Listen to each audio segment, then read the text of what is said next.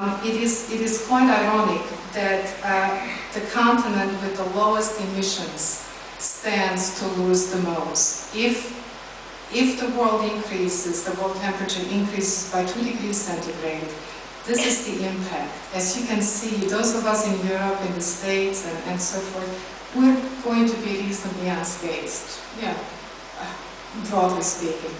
But you look at Africa, Africa is going to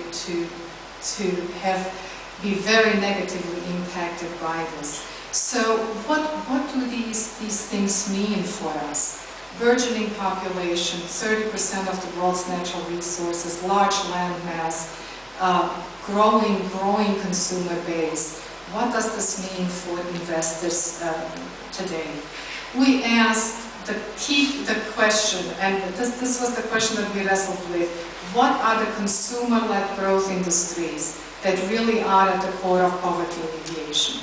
Because we felt if we look at those growth industries, not just the commodity plays, not just the mineral resources, but really look at consumer-driven growth, what are those industries that really are at the core of poverty alleviation? And we concluded that they were at least 3, and Stephen, the next slide please, that they are at least 3 key enabling sectors that are at the core of poverty alleviation and economic growth. And clearly the telecommunications sector in Africa the success of that is well known, I think, to everybody in this room, and we all like to point to CellTel and the success of MTN and so forth. But clearly telecommunications in Africa has been leapfrogging. How many of us grew up with landlines and so forth? Forget it. Mobile phones have overtaken. More people globally have mobile phones than bank accounts. So the mobile phone is becoming strategically the medium, if you will, for funds transfers and so forth. The mobile market has seen a cumulative 50% annual growth rate over the last 5 years, and this growth rate is simply going to continue. So telecommunications from an infrastructure point of view, but also from an enabling service point of view is one.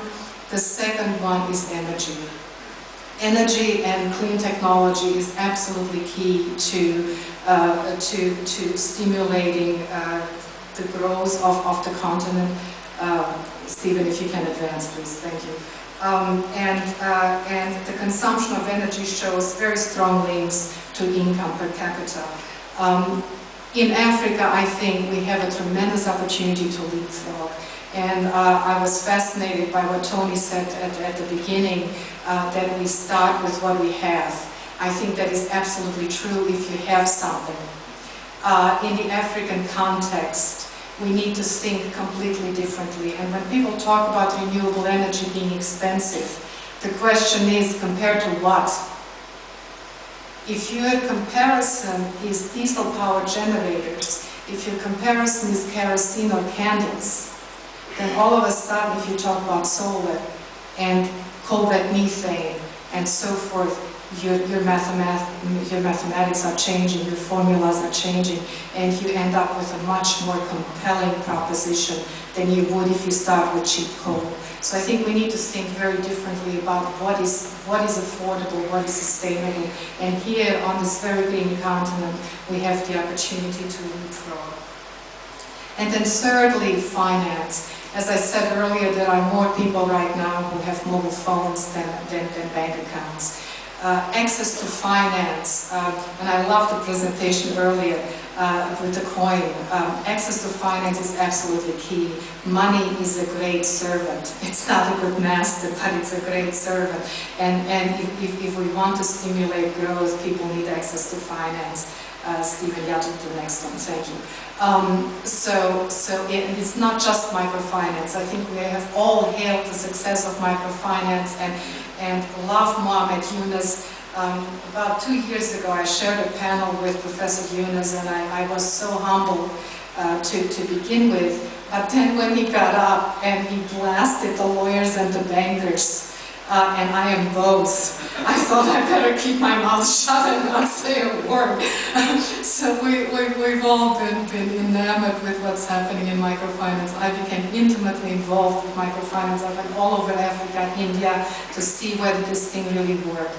And I'm convinced savings like microfinance is absolutely important, but it's not enough. Right now what we are creating is a continuum, and the most successful microfinance entrepreneurs are falling off the cliff because there is this huge missing middle in the SME space. So it's providing that access to finance for the SME sector. So these are in the African context. These are at least 3 sectors that we have identified that are absolutely key to economic growth. Next slide, please. Just a couple statistics on here in terms of recognizing Africa's potential and contributing to its positive growth. That map may not be easily readable, but basically what it illustrates is where most of the foreign direct investment goes, and the green area is where less than $1,000 per capita goes in as FDI, and you can see the bulk of that is Africa and South Asia. So very little foreign direct investment going in right now, and I think primarily because Africa has such a large perception issue. If all we see on CNN is another child with flies all over its face, that does not inspire us with confidence to go and invest. And we've worked very hard to shift that needle, and that is just absolutely key to what is happening. And I gave an interview recently on a network that may not be everybody's cup of tea, but the leading question was, first of all, comparing the African tiger with the Asian tiger with the African cheetah, and the lead question was, are US investors missing the boat by not going into Africa? And at least we are generating the right questions, if you will. So Africa is ready for the right type of investment, ready for long-term investment. And then the next slide, actually if you can skip over the next one. Good, yes, thank you, Stephen. One of the questions that we are always asked is, well, what about corruption? And my answer to that is simply, corruption is not a unilateral act. For every corrupt politician, I think we can find quite a few corrupt business people. And I think we need to face this head on. If we want to do business in an ethical way, it's there to be done. Certainly, rule of law, corporate governance is incredibly important. Is there rule of law? Is there freedom of the press? And if you're looking at particularly sub-Saharan Africa, the focus has been primarily on Zimbabwe and obviously the DRC as the problem countries.